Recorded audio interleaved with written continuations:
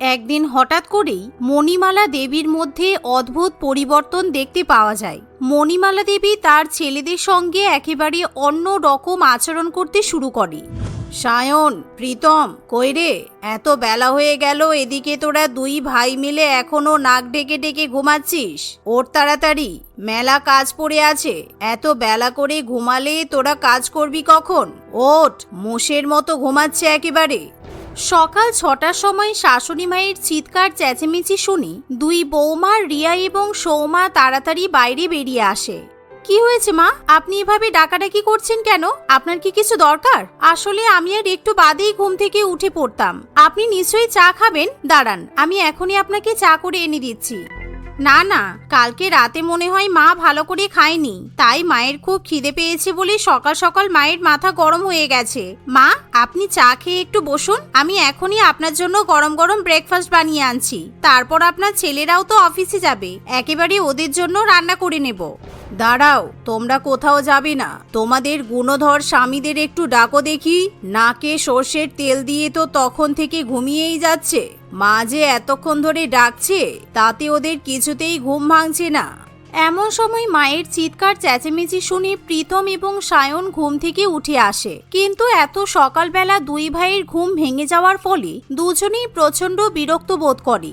কি হয়েছে কি মা, এভাবে চিৎকার চেঁচামেচি করছো কেন? তোমার সেবার জন্য তো তোমাদের বৌমারা আছে, তোমার কিছু দরকার হলে তাদেরকে বলবে। আমাদেরকে এইভাবে ডেকে ঘুম নষ্ট করার কি দরকার? কিছুক্ষণ বাদেই তো আমাদের অফিস আছে, আমাদেরকে প্লিজ বিরক্ত করো না। সোমা নিশ্চয়ই তাহলে মায়ের সঙ্গে কিছু খারাপ ব্যবহার করেছে, তাই মা হয়তো আমাকে ডেকেছে। এই সোমা, তুমি কি মাকে ব্রেকফাস্ট বানিয়ে দাওনি? তোমাকে না কতবার বলেছি মায়ের কোথায় অসুবিধা হচ্ছে না হচ্ছে সেসব খেয়াল রাখার জন্য। তোমাকে আমি কি করতে বিয়ে করে এনেছি? যাও এক্ষুনি মায়ের সেবা করো। এই যে, দুজনে মুখটা বন্ধ কর আর আমার কথা শোন। অনেক চিৎকার চেঁচেমেচি করেছিস, এই বাড়িতে এবার আমি যা বলবো সেটাই হবে। আজকে আমার সেবা আমার বৌমারা নয়, বরং তোরা করবি। আমার দুই ছেলে, রান্নাঘরে গিয়ে দেখ বড় বড় বালতি আর বোতল রাখা আছে। যা গিয়ে জলের ট্যাঙ্ক থেকে জল ভরে নিয়ে আয়। এতক্ষণে জল চলে এসেছে, দেখিস একটা বালতিও যেন খালি না থাকে। মণিমালা দেবীর এমন কথা শুনি দুই ছেলে এবং দুই বৌমা একেবারে আকাশ থেকে পড়ে। কারণ প্রত্যেকদিন সকালবেলা দুই বৌমাই ঘুম থেকে উঠে জল ভরে নিয়ে আসে, কিন্তু আজকে মণিমালা দেবী তার দুই ছেলেকে জল ভরে নিয়ে আসার জন্য অর্ডার করে। সে কি মা, আপনার ছেলেরা কেন জল আনতে যাবে? আমরা দুই বৌমা আছি তো, আমরা জল এনে দিচ্ছি। ওরা ছেলে মানুষ, কোথায় অফিসে যাবে তা নয়, আপনি ওদের জল আনতে পাঠাচ্ছেন। এমনিতেও আমরা জল আনতে যাওয়ার জন্যই রেডি হচ্ছিলাম, তখনই তো আপনি ডাকাডাকি শুরু করলেন। হ্যাঁ তাই তো, তোমার দুই বৌমা আছে তো ঘরের কাজকর্ম করার জন্য। এমনিতেও ঘরের সমস্ত কাজকর্ম করা মেয়েদের কাজ। যাও তো রিয়া, তুমি আর সময় গিয়ে জল নিয়ে এসো। আর আজকে টিফিনে আমাকে লুচি আর চিকেন কষা দেবে, তাড়াতাড়ি যেন টিফিনটা তৈরি হয়ে যায়, সেদিকে খেয়াল রাখবে কেমন? আমি যখন তোদেরকে জল আনতে বলেছি তাহলে তোরাই আনবি। যা এখনই, আমি তোদের আর কোনো কথা শুনতে চাই না। আজকে আমার বৌমাদের ছুটি। শুধু আজকে কেন, যতদিন আমি চাইবো ততদিন আমার বৌমারা ছুটি উপভোগ করবে। আর তোরা দুজনেই আমার আদেশ শোনা সত্ত্বেও আমার মুখে মুখে তর্ক করছিস। মায়ের মুখে এমন কথা শুনে সায়ন কিংবা প্রীতম আর কিছুই বলতে পারে না। তবে তারা দুজনে মায়ের এরকম ব্যবহারে খুবই রুষ্ট হয়, কারণ তাদের মা কখনোই ছেলেদের সঙ্গে এরকম আচরণ করে না। প্রীতম এবং সায়ন কখনোই বাড়ির কোনো কাজকর্ম করে না, আর বিশেষ করে বালতি এবং বোতলে জল ভরতে তারা একদমই পছন্দ করত না। কিন্তু মায়ের আদেশ উপেক্ষা করার মতো সাহসও তাদের দুজনের ছিল না, তাই দুজনেই সকালবেলা বালতি হাতে বেরিয়ে পড়ে। এই দাদা, আমাদের একটা অ্যাকোয়াগার্ড ছিল না? তাহলে অ্যাকোয়াগার্ডটার কি হলো? অ্যাকোয়াগার্ড থাকতেও মা তো দূর থেকে জল আনার জন্য পাঠাচ্ছে কেন? উফ, আমার তো আর ঘুম থেকে উঠতে ইচ্ছে করছে না। অ্যাকোয়াগার্ডটা এখন খারাপ হয়ে গেছে। তোর বৌদি আমাকে অনেকদিন ধরে অ্যাকোয়াগার্ডটা ঠিক করার জন্য বলছিল, কিন্তু আমি ভাবলাম অ্যাকোয়াগার্ডটা ফালতু সারিয়ে লাভ নেই। এমনিতেও রিয়া সারাদিন বসে বসে টিভি দেখে, সংসারে কোনো কাজকর্ম করে না। তাই অ্যাকোয়াগার্ড না সারালে রিয়া অন্তত দূর থেকে হেঁটে জল নিয়ে চলে আসতে পারবে। হ্যাঁ ঠিকই বলেছিস, বাড়ির বৌদের দিয়ে কাজ না করালে ওরা দিন দিন কুড়ে হয়ে যাবে। আমরা তো কষ্ট করে টাকা পয়সা ইনকাম করে আনছি, বাড়ির বৌদের অন্তত আমাদের জন্য এইটুকু কষ্ট তো করাই উচিত, তাই না? এই ভেবে সায়ন এবং প্রীতম বাড়ি থেকে কিছুটা দূরে গিয়ে বালতি করে জলের ট্যাঙ্ক থেকে জল ভরে। কিন্তু দুই ভাই দুই বালতি জল ভরে বাড়ি পর্যন্ত নিয়ে যেতে পারে না, কারণ বালতি দুটো প্রচন্ড ভারী থাকে। তাই তারা দুজনে বালতি দুটো নামিয়ে দিয়ে বলে, বাবারে, এই একটা বালতি আনতে কি তোমার হাত কেমন হচ্ছে খুলে পড়ে যাবে। এত ভারী বালতি বাড়িতে বয়ে নিয়ে যাবো কি করে? তার উপর আমার হাতে যদি লাল দাগ হয়ে যায়, আমার পলি কিন্তু আবার খুব রাগ করবে। বাবা, এদিকে নেই ওদিকে আছে। তুইও কি আবার পরকীয়া করা শুরু করেছিস নাকি? দেখিস এসব যেন মা জানতে না পারে। তবে বালতিগুলো কিন্তু ভীষণ ভারী, আমিও তো নিয়ে যেতে পারছি না। এভাবে সায়ন এবং প্রীতম কোনো রকমই দুটো বালতি বাড়ি পর্যন্ত নিয়ে যায়, কিন্তু তারা দুজনেই একেবারে হাঁপিয়ে ওঠে। মণিমালা দেবী তখনও পর্যন্ত বাড়ির গেটের সামনেই দাঁড়িয়ে থাকে। সে নিজের দুই ছেলেকে হাঁপাতে দেখে বলে, 2 বালতি জল আনতে গিয়েই তোদের অবস্থা কাহিল হয়ে গেল, তাহলে তোরা বাকি বোতলগুলো ভরে আনবি কি করে? বৌমারা তো প্রত্যেক দিন সকালবেলা উঠে 4-5 বালতি জল নিয়ে আসে, তার সঙ্গে বোতলগুলোতেও জল ভরে। তোরা তো কখনো ওদের সাহায্য করিসনি। তাহলে তোমার বৌমারাই তো আজকে জল আনতে পারতো। যাই হোক মা, আর পারছি না। তোমার এই জল আনতে গিয়ে অফিসের জন্য লেট হয়ে গেল। এই রিয়া, রিয়া, তোমাকে টিফিন বানাতে বলেছিলাম না? টিফিন তৈরি হয়েছে? আমার অফিস কলিগদের জন্য বেশি করে টিফিন দিয়ে দেবে কিন্তু। কিন্তু তুমি তো আমাকে অফিস কলিগদের কথা বলনি। তুমি যে বললে শুধু তোমার জন্য লুচি আর চিকেন কষা বানাতে। আমি তো শুধু তোমার জন্যই লুচি আর চিকেন কষা বানিয়েছি। তুমি যদি আগে বলতে তাহলে আমি সবার জন্যই রান্না করতাম। উফ, এই জন্যই তো তোমার উপর রাগ ধরে। তোমার মাথায় সামান্য বুদ্ধিটুকুও নেই যে আমি অফিসে গিয়ে সবার সামনে কলিগদের না দিয়ে লুচি আর চিকেন কষা খাবো। প্রত্যেকদিন তোমাকে একই কথা বলতে হয়, তাই না? প্রত্যেক দিনই যখন তুই বৌমাকে এক কথা বলিস, তাহলে বরং আজকে কলিগদের জন্য তুই নিজে হাতে খাবার বানিয়ে নিয়ে যা। দেখবি তোর কলিগরা তোর হাতের লুচি আর মাংস কষা খেয়ে খুব খুশি হবে। আমি তো বলবো সঙ্গে করে একটু গাজরের হালুয়াও বানিয়ে নিয়ে যা। প্রীতম, যা দাদাকে গিয়ে সাহায্য কর। আজকে রান্না বান্না করা থেকে বাসন মাজা, ঘর মোছা সমস্ত কাজকর্ম তোরা 2 ভাই করবি। এই বলে মণিমালা দেবী তার 2 ছেলেকে রান্নাঘরে রান্না করতে পাঠিয়ে দেয়, যা দেখে রিয়া এবং সোমা অত্যন্ত আশ্চর্য হয়।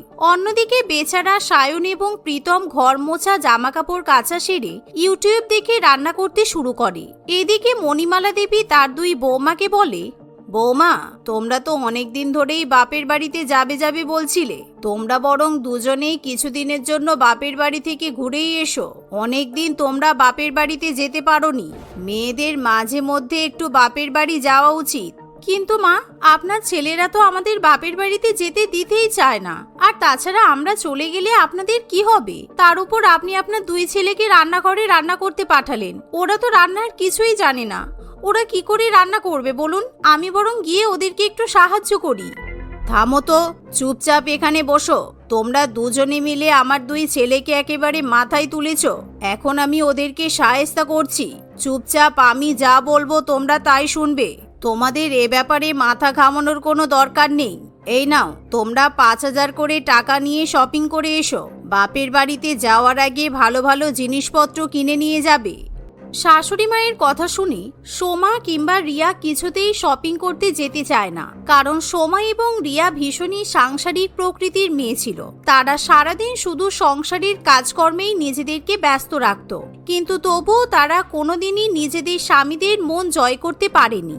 বাড়িতে এত ভালো 2টো বউ থাকা সত্ত্বেও সায়ন এবং প্রীতম অন্য মেয়েদের দিকে নজর দিত, আর তারা 2 ভাই প্রত্যেক দিনই তাদের স্ত্রীদের সঙ্গে খারাপ ব্যবহার করত। স্ত্রীদের অত্যন্ত অপমান এবং তিরস্কার করত, যেটা মণিমালা দেবী কিছুতেই সহ্য করতে পারে না। তাই একটা সময় মণিমালা দেবী ঠিক করে এবার সে তার ছেলেদের নিজের স্ত্রীদের মর্ম বোঝাতে শেখাবে। তাই সে নিজের ছেলেদের শায়েস্তা করার জন্য উঠে পড়ে লাগে। ওরে বাবারে, লুচিটা তেলে ছাড়ার সঙ্গে সঙ্গে প্রীতম দেখ আমার গায়ে কিরকম ফসকে পড়ে গেল। উফ, এসব কাজকে ছেলেদের মানাই? নেহাত মায়ের উপরে কথা বলতে পারছি না, তাই আমার মনে হয় আমাদের বউরা নিশ্চয়ই আমাদের নামে মায়ের কাছে কান ভাঙিয়েছে। এমন সময় প্রীতম রান্নাঘরে দাঁড়িয়েই তার সুন্দরী কলিগের সঙ্গে চ্যাট করতে ব্যস্ত থাকে। আজকে যেহেতু তারা অফিস যেতে পারে না, তাই তাদের 2 ভাইয়েরই খুবই মন খারাপ থাকে, কারণ রান্নাবান্না করতে গিয়ে সায়ন এবং প্রীতম দুজনেরই অফিসের টাইম পেরিয়ে যায়। হ্যাঁ, ঠিকই বলেছিস, আমারও তাই মনে হয়। লিজাকে বিয়ে করলেই ভালো হতো। লিজা কত এডুকেটেড, সুন্দরী আর স্টাইলিশ। আমি ভেবেছিলাম কয়েক মাসের মধ্যেই সোমাকে ডিভোর্স দিয়ে লিজাকে বিয়ে করে নেব। এমনিতেও লিজা আমাকে বিয়ে করতে রাজি। তাই নাকি? বাবা, তুই তো দেখছি নিজের বিয়েও ঠিক করে ফেলেছিস। আমিও তাহলে শালিনীকে বিয়ে করেই ফেলবো। শালিনী আমার ম্যানেজার, আমাকে তো বিয়ের জন্য অনেক আগে থেকে প্রপোজাল দিয়ে রেখেছিল, কিন্তু দেখ না, মা জোর করে রিয়ার মতো একটা গাঁয়া মেয়ের সঙ্গে আমার বিয়ে দিয়ে দিল। এভাবে নিজেদের মধ্যে গল্প করতে করতে তাদের লুচি পুরো পুড়ে যায়। সায়ন কোনো রকমই কষ্টে সৃষ্টে চিকেন কষাও বানায়, কিন্তু তবুও চিকেনটা পুরোপুরি সিদ্ধ হয় না। সায়ন খুব ভালো মতোই বুঝতে পারে তার রান্না করা খাবারগুলো কোনো কাজের নয়, কিন্তু এখন তারা কি করবে বুঝে উঠতে পারে না। এমন সময় হঠাৎই শালিনী নামক একজন মেয়ে সায়নকে ফোন করে বলে, কি ব্যাপার, আজকে তুমি অফিসে এলে না? আমি তোমার জন্য কন্টিনেন্টাল রান্না করে এনেছিলাম। তুমি যে অফিসে আসবে না সেটা তো আমাকে ফোন করে জানাতে পারতে। এবার খাবারগুলো কি হবে? সো সরি ডার্লিং, আসলে আমি বাড়ির কাজে একটু ব্যস্ত হয়ে গেছিলাম, তাই অফিসে যেতে পারলাম না। ঠিক আছে, কোনো ব্যাপার নয়। আমি তোমার বাড়ির সামনে এখনই যাচ্ছি, তুমি আমার সঙ্গে দেখা করতে এসো। এই শুনে সায়ন খুবই খুশি হয়। সে এক লাফে সায়নীর সঙ্গে দেখা করতে চলে যায়। এদিকে প্রীতমও ভিডিও কলে লিজার সঙ্গে কথা বলতে শুরু করে, কিন্তু মণিমালা দেবী তার দুই ছেলের সমস্ত আচার আচরণ লক্ষ্য করতে থাকে। ভেবেছিলাম ঘরের কাজকর্ম করালে হয়তো আমার দুই ছেলে নিজেদের স্ত্রীদের মর্ম বুঝতে পারবে, কিন্তু এখন তো দেখছি আমার দুই ছেলে অন্য জায়গায় ছিপ ফেলতে শুরু করেছে। না, এদের ভালো মতো শায়েস্তা করতেই হবে। এই ভেবে মণিমালা দেবী পরের দিনই একজন লয়ার ডেকে নিয়ে আসে। তার প্রচুর জায়গা জমি, বাড়ি গাড়ি, সম্পত্তি ছিল। এবার সে তার দুই বৌমা এবং দুই ছেলের সামনে এক চরম সিদ্ধান্ত নিয়ে ফেলে। সায়ন, প্রীতম, আমি আমার বিষয় সম্পত্তি সমস্ত কিছু আমার দুই বৌমার নামে লিখে দিয়েছি। এখন থেকেই বাড়িটাও আমার দুই বৌমার নামেই আছে। তাই তোরা কিন্তু এখন বৌমাদের বাড়িতেই আছিস, সেই বুঝে বৌমাদের সঙ্গে ব্যবহার করবি। না না মা, আপনি সব কি বলছেন? আপনি বাড়ি আমাদের নামে কেন করে দিয়েছেন? সায়ন আছে, প্রীতম আছে, আপনাদের বাড়ি আপনাদের নামেই থাকুক, আমাদের নামে বাড়ি লেখার দরকার নেই। হ্যাঁ মা, আমরা তো পরের বাড়ির মেয়ে, বাপের বাড়ি থেকে কিছু যৌতুকও নিয়ে আসতে পারিনি। এমনিতেই আমরা আপনার কাছে ঋণী। দয়া করে আপনি এরকম করে আমাদের ছোট করবেন না। মা, তুমি এরকম কাজ কি করে করলে? আমি ঠিক করেছিলাম শালিনীকে বিয়ে করব। হ্যাঁ, আমিও লিজাকে বিয়ে করে এই বাড়িতে আনতাম। কি সায়ন, তুমি এরকম কথা বলতে পারলে? ছি প্রীতম, আমি তোমার থেকে এরকম ব্যবহার আশা করিনি। তোরা যাকে খুশি বিয়ে করতে পারিস, কোনো অসুবিধা নেই। তোদের মতো কুলাঙ্গার ছেলে থাকার থেকে আমার যদি বৌমাদের মতো মিষ্টি দুটো মেয়ে থাকতো তাহলে আমি অনেক বেশি খুশি হতাম। তোরা যদি বিবাহ বহির্ভূত অন্য কোনো সম্পর্ক রাখতে চাস তাহলে এই বাড়ি থেকে তোদেরকে চলে যেতে হবে। আমি নিজের মেয়ের মতো করে সোমা আর রিয়াকে অন্য জায়গায় বিয়ে দেব। বাড়ি ছেড়ে চলে যেতে হবে শুনে প্রীতম এবং সায়ন দুজনেই খুবই ঘাবড়ে যায়, কারণ এত বড় বাড়ি গাড়ি সম্পত্তি তারা কিছুতেই ছাড়তে চায় না। তারা দুজনে মনে মনে উপলব্ধি করে নিজেদের স্ত্রীদের সঙ্গে থাকাই বুদ্ধিমানের কাজ হবে। তবে হ্যাঁ, আমার কিন্তু আরো একটা শর্ত আছে। তোরা যদি এই বাড়িতে থাকতে চাস তাহলে তোদেরকে ওয়ার্ক ফ্রম হোম করতে হবে, কারণ তোরা অফিসে গেলেই আবার একই কাজ করবি। তোদের প্রতি এখনো আমার কোনো ভরসা নেই। এভাবেই মণিমালা দেবী তার দুই ছেলেকে একেবারেই শায়েস্তা করে।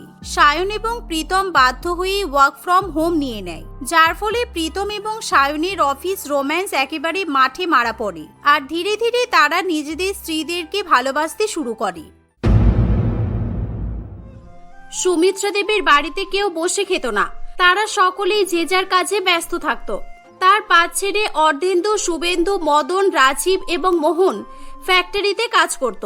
ঠিক অপরদিকে তার পাঁচ বৌমার মধ্যে বড় বউ মৃণালী স্টেশনারির দোকানে এবং মেজ বউ সুমনা বিউটি পার্লারে কাজ করত। সেজ বউ পিনাকি, খুশি এবং ছোট বউ শর্মিষ্ঠাও বিভিন্ন কাজের সঙ্গে যুক্ত ছিল। এটা করে তারা সারাদিন বাড়িতে থাকার সময়ই পেত না, কিন্তু সকালে তারা যে যার কাজে যাওয়ার আগে পর্যন্ত একসঙ্গেই থাকতো। একদিন, শুনছো বৌমারা, আমাকে চা করে এনে দাও তো, তোমাদের হাতে চা খেতে আমার খুব ভালো লাগে। কিন্তু মা, আমরা তো এখানে 5 জন আছি, আপনি সবাইকে চা করে নিয়ে আসতে বললেন নাকি? সবাই মিলে আপনার জন্য চা করে নিয়ে আসি এটা বললেন? আরে বর্দি, তোমারও মাথা গেছে। মা সবাইকে চা করার কথা কেন বলবে? মা যে কোনো একজনকে চা করতে বলেছেন, আর আমরা সবাই এখানে আছি তাই উনি আমাদের সবাইকে উদ্দেশ্য করেই বললেন। কি ঠিক বললাম তো মা? না, ঠিক বলনি, তোমাদের ধারণা একেবারেই ভুল। আমি তোমাদের 5 জনকেই চা করে নিয়ে আসার কথা বলেছি। আসলে বৌমা, তোমাদের 5 জনের হাতেই চা খেতে আমার খুব ভালো লাগে, তাই আমি ভেবেছি আজ থেকে আমি তোমাদের 5 জনের হাতেরই চা খাবো। কি করে দিতে পারবে না? না না মা, আমার কোনো অসুবিধা নেই। আর আমার হাতে চা খেতে আপনার ভালো লাগে এটা তো আমার সৌভাগ্য। হ্যাঁ মা, আমিও যাচ্ছি, আর গিয়ে এক্ষুনি আপনার জন্য স্পেশাল চা বানিয়ে নিয়ে আসছি। আমি তান্দুরি চা খুব ভালো বানাতে পারি, আপনি খেয়ে নাম না করে থাকতেই পারবেন না। আর হ্যাঁ, আমাদের সবার চা খেয়ে কারটা সব থেকে ভালো হয়েছে এটা কিন্তু অবশ্যই বলতে হবে। যে যাই বলুক, আমার আদা দেওয়া লেবু চায়ের মতো কারোরই চা হবে না। আর এটা শুধু খেতেই সুস্বাদু নয়, স্বাস্থ্যের পক্ষেও ভালো। তাই মা আমার চায়েরই নাম করবেন। মা, আমরা 5 জনেই চা করে নিয়ে আসবো। আমি চায়ের সঙ্গে সঙ্গে জল খাবারও ভালো বানাতে পারি। তা আপনি যদি বলেন তাহলে স্পেশাল চায়ের সঙ্গে স্পেশাল পকোড়াও বানিয়ে নিয়ে আসবো। তোমাদেরকে আর বেশি মাথা ঘামাতে হবে না। মা যখন পকোড়ার কথা বলবে তখন না হয় পকোড়া বানাবে। এখন চা বানাতে বলেছেন, ওটাই বানাও। আর এমনিতেও আমার হাতে বেশি সময় নেই, এরপর আমাকে দোকানেও যেতে হবে, বুঝেছো? এভাবেই তারা সবাই মিলে খুশি মনে সেখান থেকে চা বানাতে চলে যায়। তারা 5 জনেই হাতে করে 5 কাপ চা বানিয়ে নিয়ে আসে। সুমিত্রা দেবী তাদের 5 জনেরই চা খেয়ে দেখে এবং 5 রকম স্বাদের আলাদা আলাদা চা খেতে তার খুব ভালোই লাগে। সে কোনটি খারাপ বলবে এবং কোনটি ভালো ভেবেই পাচ্ছিল না। তাই সে বলে, বৌমা, তোমাদের 5 জনেরই চা খুব সুন্দর হয়েছে। আমার তো সবগুলোই ভালো লেগেছে। বেশ, প্রতিদিন এরকম 5 রকমের চা 5 কাপ পেতাম তাহলে আমি বড়ই ভাগ্যবান হয়ে যেতাম। সে নিয়ে আপনাকে চিন্তা করতে হবে না মা। আপনার যখন ভালো লেগেছে, আজকের পর থেকে আমরা প্রতিদিনই আপনাকে 5 কাপ চা বানিয়ে দেব। তাহলে আপনি খুশি হবেন তো? এটা শোনার পর সুমিত্রা দেবীও খুব খুশি হয়। তারা সেখান থেকে যে যার কাজে চলে যায়। তারা আলাদা আলাদা বিভিন্ন জায়গায় কাজ করত। তারা কাজে চলে গেলে বাড়ি একেবারে ফাঁকা হয়ে যেত। সেখানে থাকার মতো কেউ থাকতো না। এটা দেখে সুমিত্রা দেবীর মাঝে মাঝে দুশ্চিন্তা হতো, কিন্তু সে তাদেরকে কাজ ছেড়ে দেওয়ার কথাও বলতে পারছিল না। এভাবে আরো কয়েকদিন কেটে যায়। একদিন বড় বৌমা মৃণালী মনমরা করে বাড়িতে ফিরে আসে। তাকে দেখে সুমিত্রা দেবী বলে, কি হলো বৌমা, আজকে তোমাকে দেখে মনমরা মনে হচ্ছে? কিছু হয়েছে নাকি? না মানে, আজকে আমি আমার দোকানের কাজটা ছেড়ে দিয়ে চলে এসেছি। ওদের নিজেদের দোকান বলে সামান্য ভুল হলেও অনেক বড় বড় কথা শোনায়। তাই আমি ভেবেছি আমি আর ওখানে কাজেই যাব না। হ্যাঁ, তা যেতে হবে না। তুমি সারাদিন আমার সঙ্গে থাকবে, এতে কি তোমার ভালো লাগবে না বলো? প্রয়োজনে তোমরা সবাই কাজ করে ছেড়ে দাও, তাতেও আমার খারাপ লাগবে না, বরং ভালোই লাগবে। মা, আপনি ভুল ভাবছেন। আসলে আমরা বাইরে কাজ করি, আমরাই বুঝি। আর কাজ ছেড়ে গেলে যে কতটা খারাপ লাগে সেটা আপনাকে বলে বোঝাতেও পারবো না। আর এই কদিন আমার পার্লারের মালিকও আমার সঙ্গে যা করছে, কয়েকদিনের মধ্যে আমারও কাজটা না ছেড়ে যায়, তখন সারাদিন বাড়িতে বসে বসে কিভাবে দিন কাটবে কি জানি। তাদের কথা শুনে সুমিত্রা দেবী আসল ব্যাপারটি বুঝতে পারে। তাহলে তোমরা এক কাজ করো, তোমাদের কাউকেই বাইরে কাজ করতে হবে না। তোমরা সবাই মিলে নিজেদের একটা দোকান করো আর সবাই মিলেমিশেই সেটা চালাও। তাহলে তোমাদের কাজের চিন্তা আর থাকবে না। কিন্তু মা, আমরা এমন কি দোকান করব যেখানে 5 জন মিলে একই সঙ্গে চালাতে পারবো? আমরা 5 জনেই তো আলাদা আলাদা কাজ করি। যেখানে আমার স্টেশনারির দোকান, সেখানে মেজর বিউটি পার্লার, আর ছোট তো ট্রেলারের কাজ করে। এখন বলুন, আমরা সবাই মিলে দোকান করলে কিসের দোকান করব? চিন্তার আবার কি আছে? আমার টেলার্সে অনেক কাজ থাকে, জামা কাপড় মাপ নেওয়া থেকে শুরু করে টাকা পয়সা নেওয়া, অনেক কিছুই। তা তোমরা আমার সঙ্গে টেলার্সে থাকলে বাকি কাজগুলো করবে। হ্যাঁ, তুই বলতে চাইছিস আমরা ওখানেই তোর দোকানে ছাড় দিই, তাই তো? তুই যেটা ভাবছিস সেটা কখনোই হবে না। ওরকম সাফ সাফাইয়ের কাজ তো আমার বিউটি পার্লারেও থাকে। তাহলে আমার সঙ্গে বিউটি পার্লারেই কাজ কর না। দিদি, তুমি একটু চুপ করো। তুমি বড় বলে তোমার সব কথাই আমাদেরকে মানতে হবে সেটা নয়, বুঝেছো? এখন মাই ঠিক করবেন যে আমাদের এখন কি করা উচিত। তাদের কথাবার্তা শুনে সুমিত্রা দেবী একটু চিন্তায় পড়ে। সে তাদের সমস্যার কোনো সঠিক সমাধান খুঁজেই পাচ্ছিল না। এভাবে সেই দিনটা কেটে যায়।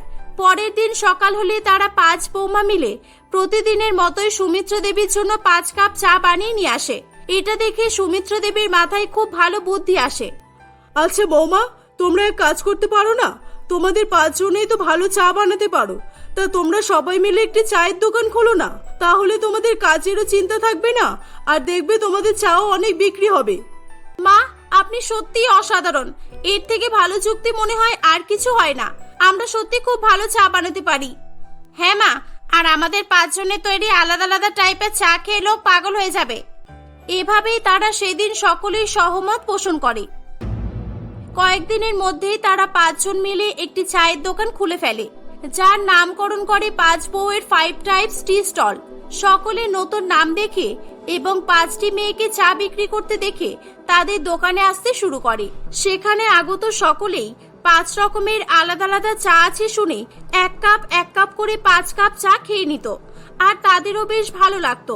এভাবেই তাদের চায়ের দোকান কয়েকদিনের মধ্যে রমরমিয়ে চলতে থাকে। একদিন সৌমিত্র দেবীর দূর সম্পর্কের ভাই কমলেশ বাবু তাদের বাড়িতে আসে। আরে দাদা, আজকে অনেকদিন পর আমার বাড়িতে এলেছে, তা বলো বাড়ির খবর সব কেমন? তুমি একটু বসো দাদা, আমি তোমার জন্য চা নিয়ে আসছি। না না থাক, চা করতে হবে না। রাস্তায় আসার সময় 5 বউয়ের চা দোকানে ঢুকে আমি 5 কাপ চা খেয়েছি, তাই চা খেতে আমার আর ভালো লাগছে না। তা তোর বাড়ির 5 বৌমা কোথায় রে? বাড়িতে তো কাউকেই দেখতে পাচ্ছি না। দাদা, তুমি যদি দেখেও না দেখতে পাও তাহলে আমার কি দোষ বলো তো? আসলে তুমি যেই 5 বউয়ের দোকান থেকে চা খেয়ে এসেছো, ওটা আমারই 5 বৌমার দোকান। কি চা ভালো লেগেছে তো? সৌমিত্র দেবীর কথা শুনে কমলেশ বাবু মাথা চুলকাতে থাকে। কিন্তু বোন, বাড়ির বৌমারা চা বিক্রি করছে এটা শুনতে কেমন নয়? যেখানে চায়ের দোকানে দেখলাম শয়ে শয়ে লোক ভিড় করে দাঁড়িয়ে আছে। আরে এতে দুশ্চিন্তার কি আছে? আমার বৌমারা খুবই ভালো, আর ওরা এরকম কোনো কাজ করবে না যাতে আমাদের লজ্জিত হতে হবে, বুঝেছো দাদা? তোমার দাদাকে বোঝাতে পারলেও আমাকে তুমি বোঝাতে পারবে না মা। আচ্ছা তুমিই বলো তো, আমাদের সংসারের কি এমন অসুবিধা আছে যে ওদেরকে চা বিক্রি করতে হবে? আমরা 5 জনে যে টাকা রোজগার করি তাতে কি আমাদের সংসার চলবে না? বলো তো।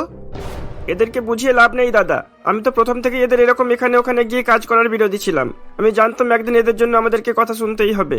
আজ নিজের বাড়ির লোক এরকম ভাবছে, তাহলে বাইরের লোক এদেরকে নিয়ে কি না কি ভাববে? শুধু মায়ের জন্যই ওরা এত সাহস পেয়েছে, আর কিছুই না। তারা কথা বলছিল, ঠিক তখনই সেখানে 5 বৌমা চলে আসে এবং তাদের কথাবার্তা শোনার পর বলে, না মেজদা, এতে মায়ের কোনোই দোষ নেই। মা তো শুধু আমাদেরকে সাপোর্ট করেছেন, যেটা সব মায়েরই তার ছেলে মেয়েদের জন্য করা উচিত। আর তুমি লোকের কথা বলছো? লোকের তো কাজই বলার, তুমি যাই করো না কেন লোক বলবেই। তুমি একটু চুপ করো, তোমাকে আর জ্ঞান দিতে আসতে হবে না। আমি এখন বুঝতে পারছি তোমার আজকারাতে এগুলো হচ্ছে। এখন তো বাড়িতে আসতেও খারাপ লাগে, কে কখন চাওয়াল আর বর বলে ফেলবে। ছি, এই চল তোরা, এখানে থাকার কোনো প্রয়োজন নেই। এই বলে তারা 5 ছেলেই সেখান থেকে চলে যায়। সৌমিত্র দেবী তাদেরকে শত বোঝালেও তারা সেদিন কোনো কথাই শুনতে রাজি ছিল না। বেশ কিছুদিন কেটে যায়। তারা 5 ভাই একই কোম্পানিতে কাজ করত, কিন্তু দুর্ভাগ্যবশত তাদের কোম্পানি বন্ধ হয়ে যায় এবং তারা 5 ভাই কর্মহীন বেকার হয়ে পড়ে। এই এখানে আর বেশি দিন থাকলে হবে না। আমাদের কাছে জমানো যতটা টাকা ছিল খাওয়া দাওয়া করে বাড়ি ভাড়া দিয়ে সবই তো শেষ হয়ে গেছে। এখন যা দেখছি আমাদের বাড়িতে যেতেই হবে। হ্যাঁ দাদা, তুই ঠিকই বলেছিস, কিন্তু বাড়িতে কোন মুখে যাব বল? আমরা কয়েক মাস তো বাড়িতে কোনো টাকাই পাঠাইনি, এখন ওদেরই বা কিভাবে চলছে কি জানি। হ্যাঁ সে আর কি বলবো, চল বাড়ি গিয়েই দেখা যাবে। আমরা গ্রামে গিয়ে 5 জনে কোনো না কোনো কাজ তো জোগাড় করেই নেব, আর তখন আমাদের কোনো অসুবিধা হবে না। নানান চিন্তা ভাবনা করতে করতে তারা বাড়িতে ফিরে আসে। তাদেরকে বাড়ি আসতে দেখে সৌমিত্র দেবী খুব খুশি হয়। তারা তাদের অসহায়তার কথা তার মাকে জানালে, সে নিয়ে তোদের চিন্তা করতে হবে না। লোকের কাছে কাজ করলে একদিন না একদিন এটা তো হবে স্বাভাবিক। কয়েকদিন আগে বৌমাদের এরকম পরিস্থিতি হয়েছিল, আর আমি তখন ওদের 5 জনকে নিজেদের চায়ের ব্যবসা করার কথা জানিয়েছিলাম। হ্যাঁ মা, আমরা আমাদের ভুল বুঝতে পেরেছি। আমরা বুঝতে পেরেছি যে নিজেদের ব্যবসার মতো কোনো জিনিসই নেই, তাই আমরাও 5 ভাই মিলে কিছু একটা কাজ শুরু করতে চাই মা। তার আর প্রয়োজন হবে না। যদি তোমাদের অসুবিধা না থাকে তাহলে তোমরা আমাদের সঙ্গে আমাদের দোকানে কাজ করতে পারো, তাহলে আমাদেরও বাইরের কাউকে নিয়োগ করতে হবে না। কিন্তু বৌদি, আমরা 5 জনে তোমাদের ওই ছোট দোকানে গিয়ে কি করব? যেখানে আগে থেকেই তোমরা 5 জনে আছো, এখন আমরা গেলে তো 10 জন হয়ে যাব। তখন তো খরিদ্দারের চেয়ে দোকানদারই বেশি হয়ে যাবে। এটা তোমাদের ভুল চিন্তা ভাবনা। দেখো, 5 জন হোক কিংবা 10 জন, সকলের মতের মিল থাকলে সেখানে কোনো সমস্যা থাকবে না। আর প্রয়োজনে আমরা সবাই মিলে বিভিন্ন জায়গায় আরো দোকান বাড়ানোর চিন্তা ভাবনা করব। হ্যাঁ রে বাবা, বড় বৌমা ঠিকই বলেছে। সবাই মিলেমিশে কাজ করলে অনেক উন্নতি হবে, আর আমার বিশ্বাস তোরা এভাবে একসঙ্গে থাকলে নিশ্চয়ই সফল হবি। মৃণালীর কথা শুনে তারা সবাই রাজি হয়ে যায়। তারপর থেকে তারা সবাই মিলে চায়ের দোকানে চা বিক্রি করতে থাকে। সকলের পরিশ্রমের ফলে ছোট্ট চায়ের দোকানটি ধীরে ধীরে বড় কফি শপে পরিবর্তিত হয়।